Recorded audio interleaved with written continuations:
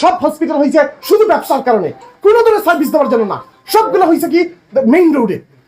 কেউ কল্পনা করতে পারে নাই যে মোবাইল দিয়ে যে আপনারা এরকম নিউজ করবেন মোবাইলের মধ্যে দুনিয়া থেকে।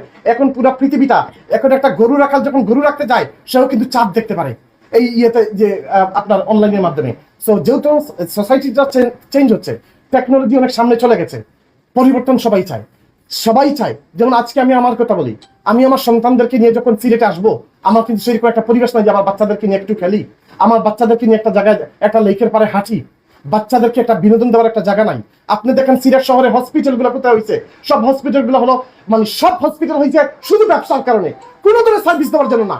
সবগুলো হয়েছে কি মেইন রোডে, যে রাস্তাঘাট। কারণ এখানে হচ্ছে কেন ভাই আমাদের বাইপাসের মধ্যে জায়গা নাই, আরো তো দূরে দূরে আছে। হসপিটালটা হবে একটা সুন্দর পরিবেশের মধ্যে হবে, যেন রোগীরা ওই পরিবেশে গিয়ে অর্ধেক সুস্থ ফিল করে। কিন্তু আমাদের সবগুলো হচ্ছে যানজটের মধ্যে হসপিটাল। এটা কমার্শিয়াল, আমাদেরকে কমার্শিয়াল থিঙ্কিং থেকে বাইরে আসতে হবে, ব্যবসায়ী চিন্তা থেকে বাইরে আসতে হবে। আমাদেরকে মানুষকে সার্ভ করতে হবে, সেই রকম চিন্তা ভাবনা করতে হবে। আমি পরিবর্তন চাই, আমি যে এই সিলেটের পরিবর্তন চাই, এবং ইনশাল্লাহ এই সিলেটের পরিবর্তন আসবেই আসবে।